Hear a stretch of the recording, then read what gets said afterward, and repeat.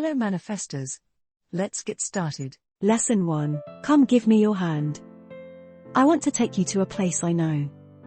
It is a beautiful castle, but within it are two places that need lots of work done, for it to be whole and truly beautiful again. Let's go upstairs. Have you ever seen an attic so jam-packed with a lot of useless plunder? Know what it is? It's your mind. Many of us go through life hauling a lot of useless freight simply because we don't know how to free ourselves. Well, first I want you to take your main beliefs and examine them thoroughly. Then ask yourself, why do I believe this? Is it something I have proved or something handed to me by race, superstition, suggestion, or man-made theories? Examine each thing carefully, because what you decide to keep, you have to live with. Now let's go to the cellar, now down another flight. Dark, isn't it? This is the dungeon where the lord of the castle keeps his prisoners. Each prisoner's name is on the cell door: criticism, hate, resentment, anger, and in the last and darkest cell, the worst of all, fear. Recognize the jailer? Yes, it's you. This dungeon is your heart, subconscious mind, and the jailer is just as much imprisoned as the prisoners because he has to stay with them and feed and care for them. The only way he can be free is to free the prisoners. A great teacher once said that 10 minutes a day spent forgiving ourselves and others was the best preparation for a good life. I know you are shocked. I was too when I recognized myself. But I was glad too, because I realized what a perfect chance I have to wipe the slate clean and begin a new life such as the gods themselves would envy. Now is the time to start. Lesson 2. God requires the past. Beloved friend, did you ever read Emerson's advice in his letter to his daughter?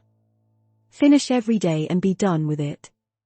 You have done what you could today. Some blunders and absurdities no doubt crept in, but forget them as soon as you can.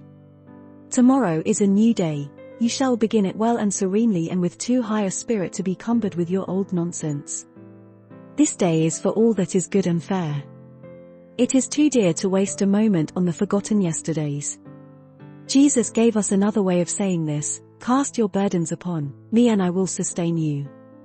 Now let us find out about me. Who is this me Jesus speaks of? Is it the man Jesus? I think not. He was speaking of that wonderful me within you, God Himself. But if we are to make progress in this new beginning we are making, it is absolutely necessary to stop living in past events of your life and live in the present, the now. That is really all the time we ever have. The past exists only in our memory and no man can live the future, so you can readily see the now as an important time. Why are our mental hospitals so full, and so many people struggling under such burdens it makes them ill to carry them? Are they the burdens of this present hour or day? No, I believe if you look into the matter thoroughly you will come to realize we are carrying all the burdens we have ever had, and the load is past bearing. We let the dead past color our bright new day and cast its dark shadows, so we walk a darkened way. We measure everything by past experience, which is just as foolish as the 40-year-old woman who thought by wearing her hair in pigtails and little girl clothes she could escape the responsibilities of adulthood. We hug our past to us, the bitter with the sweet, never dreaming it no longer exists, except in our thoughts, but never realizing that our present is formed and shaped as it is because of our holding to the past. In memory lives the army of beliefs which strengthens our belief in good and evil.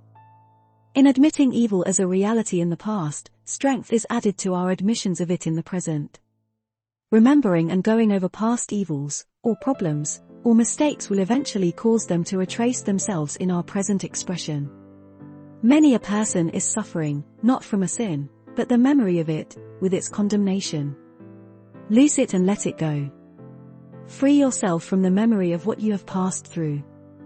It's the memory of evil, drilled into us from childhood, that causes us to react so suspiciously toward the world. And yet we are told by the great teacher we must become as a little child to enter the kingdom of heaven.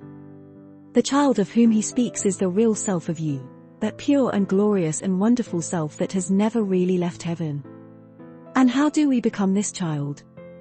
Is there anything in heaven or earth as wonderful, as pure, as lovely as a little child? He bears no grudges, has no prejudices, and finds everything valuable and of interest from worms to skyscrapers. He lives in a dream of bliss because he loves everything. He has no past to bother him, knows nothing about the future, so he lives fully the present day. When night falls, he sleeps secure in the knowledge that he is loved and protected by his parents. The world is his because he loves it. We can be reborn into that world, for already it lives in us and belongs to us by divine right, because now, beloved, you are the child of God. If you could only realize for one moment, even to a small degree, what that means, your whole life would change. The way to realization is to think about it, thrill to it, love towards it, until it becomes yours, as it surely will. It is a fact that two things cannot occupy the same place at the same time. So if you want something different in your life, something better than you now have, you must let go of what you are holding to now, else nothing new can enter in.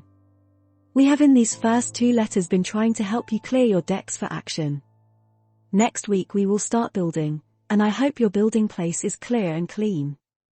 Remember, in using these principles it is you who will benefit. Are you ready? Hello Super Manifester. If you enjoy this type of content, please consider subscribing. We always have free tools in the description box to help you with your manifesting needs. Thank you. Until next time.